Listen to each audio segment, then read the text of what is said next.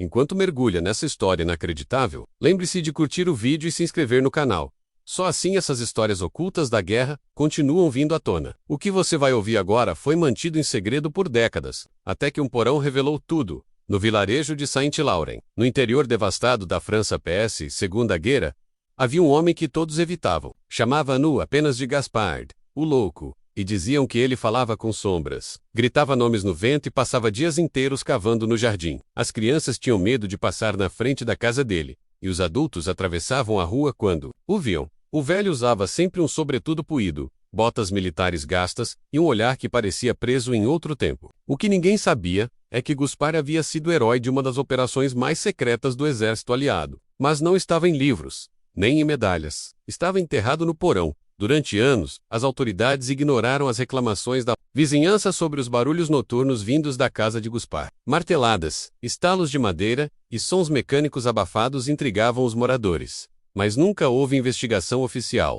Quando ele faleceu, sozinho e esquecido, o município decidiu demolir a casa para transformar o terreno em jardim público. Foi quando os operários descobriram a entrada para o porão, escondida sob o assoalho da sala principal. A porta era de ferro, trancada com um sistema de engrenagens incomum, que parecia mais um cofre militar do que uma entrada de casa. Ninguém entendeu como aquilo estava ali, até que conseguiram abrir.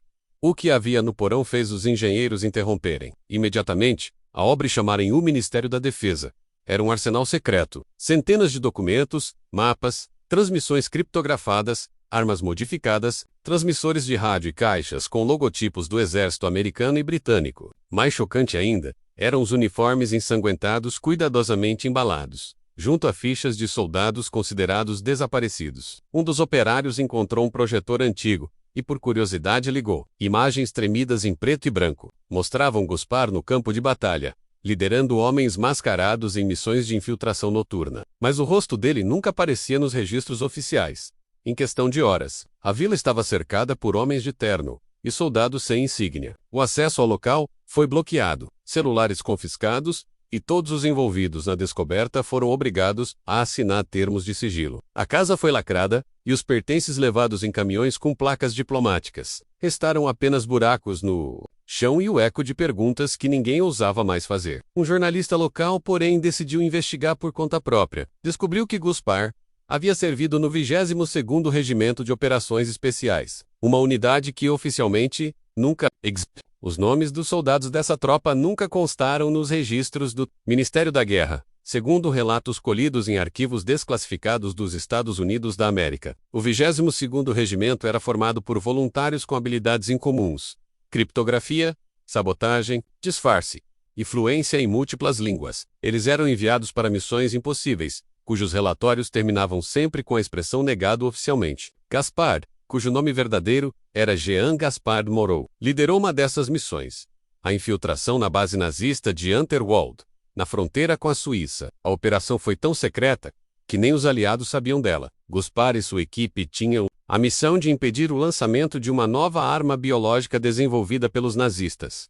De acordo com o dossiê recuperado, a equipe se infiltrou pelos Alpes durante uma nevasca, carregando apenas mochilas com equipamentos improvisados. Eles caminharam por 3 dias sem dormir, escondendo-se em cavernas e fingindo ser camponeses. Quando chegaram à base, Gaspard liderou um ataque silencioso, neutralizando os guardas com armas de dardos adormecedores. O grupo explodiu os laboratórios e escapou antes que os reforços chegassem. Porém, 2 dos homens morreram, e os corpos nunca foram encontrados. Gaspard voltou ferido, mas vivo. Ao retornar, foi informado que sua existência seria apagada. A missão jamais poderia ser atribuída a ele.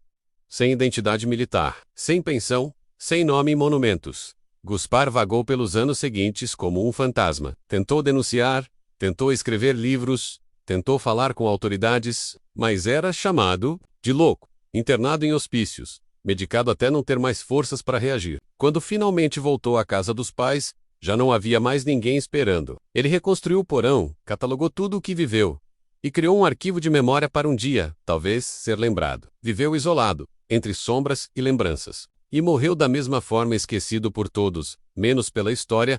A descoberta gerou um impasse diplomático. Se fosse revelada, confirmaria que os aliados realizaram operações encobertas que violaram acordos internacionais. Mas esconder o que Gaspard fez seria enterrar mais uma vez um herói. O debate chegou aos parlamentos da França, Reino Unido e Estados Unidos, dividindo opiniões. A população de Saint Laurent começou a prestar homenagens improvisadas na calçada da antiga casa, com cartazes dizendo: "Desculpe, Gaspard, e heróis também choram." Velhos veteranos vieram de longe deixar medalhas nas ruínas, muitos deles chorando, dizendo que finalmente sabiam quem os havia salvado naquela missão esquecida, enquanto o governo decidia o que fazer. Um grupo de documentaristas independentes conseguiu acessar parte dos arquivos antes que fossem totalmente confiscados. Com base nas imagens e relatos, iniciaram a produção de um filme chamado O Homem do Porão. O trailer viralizou e forçou o Ministério da Defesa a se manifestar. Pela primeira vez, uma nota oficial reconheceu que operações não autorizadas haviam sido conduzidas e que muitos nomes envolvidos permaneciam sob sigilo. Não mencionaram Gaspard, mas o mundo já sabia. O suposto louco agora era uma lenda, quando o antigo oficial do 22º Regimento, já em leito de morte, confirmou publicamente a existência da unidade e a liderança de Gaspard.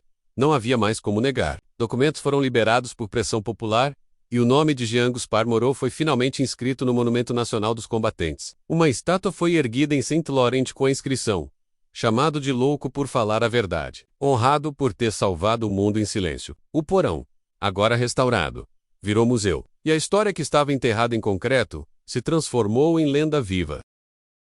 Se você chegou até aqui, é porque essa história já te fisgou. Então aproveita e clica no botão de curtir e se inscreve no canal. Só assim a verdade escondida por trás dos heróis silenciosos vem à tona. Agora, prepare-se. Estava no porão, começará a fazer sentido e a revelar horrores que poucos estavam prontos para enfrentar. No instante em que a polícia militar entrou na residência de Bento Martins, o cheiro de ferrugem, óleo e pólvora tomou o ar como uma presença física. A casa, de aparência modesta e janelas sempre fechadas, agora estava iluminada pelos fachos das lanternas que tremiam nas mãos dos soldados. Descendo os degraus de cimento que levavam ao porão, os primeiros gritos de espanto ecoaram quase ao mesmo tempo. O que estava ali embaixo não era apenas um esconderijo. Era um santuário da guerra, um museu secreto, montado por alguém que todos julgavam louco. Caixas organizadas por ano, armas raras, fardas completas com identificação, mapas de operações militares esquecidas, e menos o que mais chocou, menos arquivos inteiros com nomes, datas e detalhes de missões que nunca constaram em registros oficiais. As autoridades militares, chamadas imediatamente após a descoberta, tentaram interditar a área. Tudo foi isolado e classificado como confidencial, mas um dos soldados que participou da operação decidiu registrar em vídeo o que viu. Antes que os oficiais tomassem o controle total da cena, as imagens vazaram poucas semanas depois, mostrando uma parede coberta com fotos de soldados desaparecidos, muitos dos quais haviam sido dados como mortos em combate, sem explicação plausível. Em cada imagem, Bento havia deixado anotações feitas à mão, com informações cruzadas entre missões, locais e unidades envolvidas. O vídeo viralizou e reacendeu investigações antigas, enterradas por conveniência política ou interesses obscuros. Bento não era louco. Era um arquivo vivo, um sentinela silencioso da memória militar nacional. As peças mais curiosas encontradas incluíam dispositivos de comunicação, usados por forças especiais em missões clandestinas nos anos 70 e 80, além de gravações em fita magnética, com confissões de comandantes que haviam ordenado ações ilegais. Em um canto, empilhadas com cuidado extremo, estavam dezenas de cartas enviadas por mães de soldados, supostamente mortos em combate. Todas com respostas idênticas assinadas por um mesmo oficial. Respostas que agora soavam como encobrimentos. Num baú trancado, aberto com dificuldade por técnicos do exército, estavam pastas seladas com carimbo ultra-secreto, uso restrito do alto comando. Dentro, registros de operações de campo que envolviam desaparecimentos forjados, experimentos em campo com soldados e transferências de prisioneiros de guerra para locais não documentados. Enquanto o país debatia a legalidade de manter ou divulgar aquele acervo, especialistas em história militar começaram a apontar Bento como o maior colecionador e preservador não oficial da verdade bélica brasileira. A dúvida que pairava sobre todos era: como ele conseguiu reunir tanta informação sem ser descoberto por décadas? A resposta começou a surgir quando um ex-comandante, já aposentado, reconheceu Bento como um antigo operador de inteligência de elite cuja ficha havia sido apagada do sistema após uma missão classificada como comprometida. O silêncio que se seguiu à revelação só aumentou o interesse da mídia e da população. Bento não apenas sabia o que fazia menos, Ele sabia o que devia esconder. Depoimentos de vizinhos começaram a ganhar espaço na imprensa. Todos diziam que Bento passava horas no porão, com sons metálicos ecoando madrugada adentro. Al Raramente falava sobre o passado, mas vez ou outra deixava escapar frases enigmáticas. Como eles querem esquecer o que eu vi, ou a guerra nunca acabou para mim. Crianças o imitavam nas ruas, zombando de seus passos lentos e olhar perdido. Enquanto adultos evitavam contato direto. Mas um jovem Gabriel, neto de um ex-combatente, sempre parava para conversar com ele. Foi Gabriel quem alertou as autoridades após não vê-lo por dias e sentir um cheiro estranho vindo da casa. O alerta salvou não só Bento, mas, revelo, arquivo que reescreveria capítulos inteiros da história militar do país.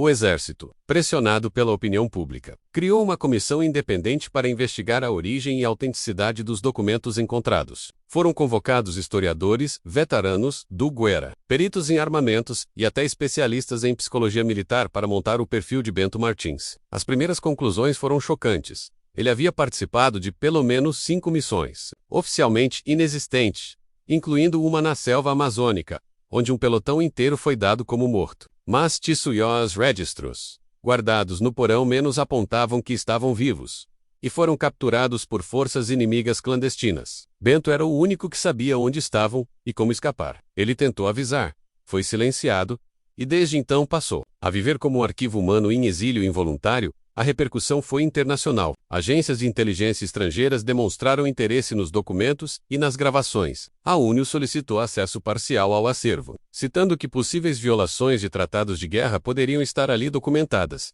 mas o Brasil decidiu manter sigilo temporário até que todos os materiais fossem catalogados. Bento foi internado em um hospital militar para tratamento e segurança, onde passou a receber visitas constantes de pesquisadores, jornalistas e oficiais arrependidos. Mesmo debilitado, ele respondia com lucidez, embora sua fala fosse entrecortada por acessos de raiva contida. A verdade não morre, só se esconde, repetia.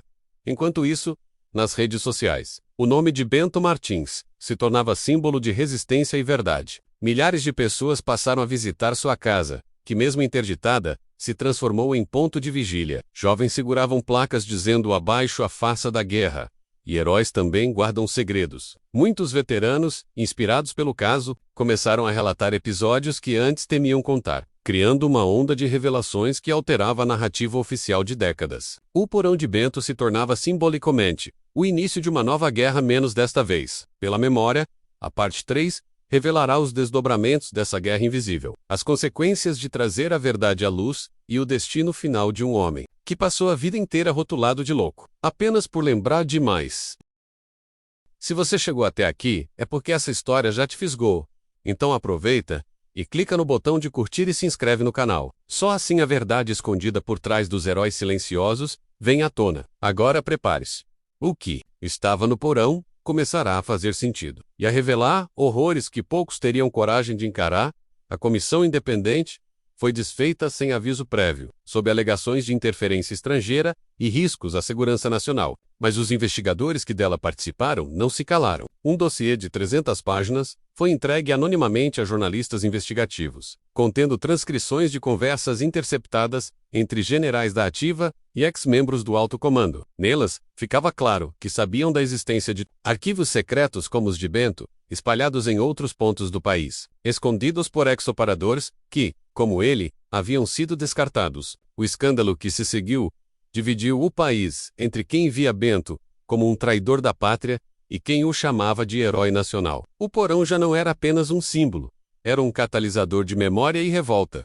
O hospital onde Bento estava internado passou a ser cercado por manifestantes. Alguns exigiam sua prisão imediata, enquanto outros acendiam velas e deixavam cartas agradecendo sua coragem. Dentro do quarto, Bento parecia alheio a tudo. Seus olhos vagavam pelas paredes, como se ainda estivessem vasculhando relatórios. Certa manhã, pediu papel e caneta e escreveu uma única frase: "Se eu for embora, não deixem que a verdade morra comigo." Minutos depois, sofreu uma parada cardíaca. Foi reanimado, mas entrou em coma induzido. A notícia se espalhou como pólvora. Era o início do fim, e todos sabiam. Gabriel, o jovem que havia alertado a polícia pela primeira vez, foi o único autorizado a visitar Bento regularmente. Em uma dessas visitas, percebeu que um dos livros sobre a mesa tinha a lombada oca. Dentro, um pendrive escondido. Entregou aos jornalistas que haviam recebido o dossiê anterior. O conteúdo continha imagens em alta resolução de páginas dos arquivos que não haviam sido encontrados fisicamente, relatórios sobre testes químicos em recrutas, operações conjuntas com agências estrangeiras e uma lista codificada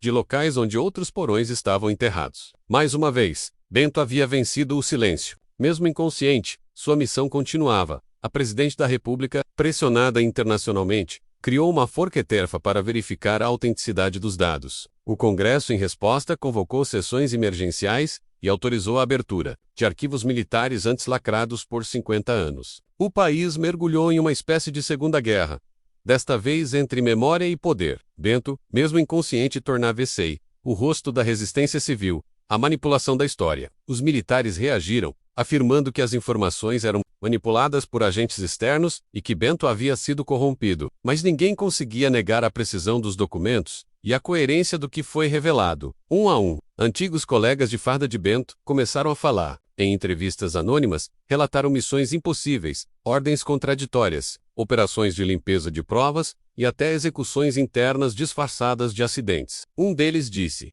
"Ele nunca foi louco. Nós é que éramos cegos demais." A sociedade começou a exigir um memorial em sua homenagem, mas o exército resistia, ainda temendo o que mais poderia vir à tona. Uma equipe de arqueólogos militares foi enviada a um dos locais citados no pendrive e encontrou, enterrado sob uma base desativada, um segundo porão. Dentro dele, mais arquivos, mais gravações, mais silêncio rompido. A partir desse ponto, a história de Bento começou a ganhar espaço em livros didáticos. Primeiro em pequenas escolas alternativas e depois em currículos oficiais. Documentários foram produzidos, peças teatrais encenadas, e uma série de TV começou a ser roteirizada com base em sua trajetória. Mas Bento ainda estava em coma, seu corpo frágil respirando por aparelhos. Até que num fim de tarde silencioso, seus sinais vitais começaram a falhar. Médicos correram, tentaram reanimá-lo, mas dessa vez ele partiu. A notícia de sua morte causou uma comoção jamais vista.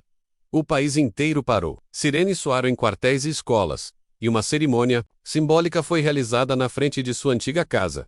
Gabriel, emocionado, fez um discurso. Chamaram ele de louco, ignoraram sua dor. E quando finalmente viram o que havia no porão, entenderam que os verdadeiros loucos são os que preferem o esquecimento. Bento foi sepultado com honras civis, pois os militares ainda se recusavam a reconhecê-lo oficialmente. No entanto, veteranos independentes fizeram questão de carregar seu caixão. Uma chuva fina caiu durante toda a cerimônia. As últimas palavras escritas por ele foram gravadas em pedra. A verdade não morre. E seu túmulo se tornou local de peregrinação.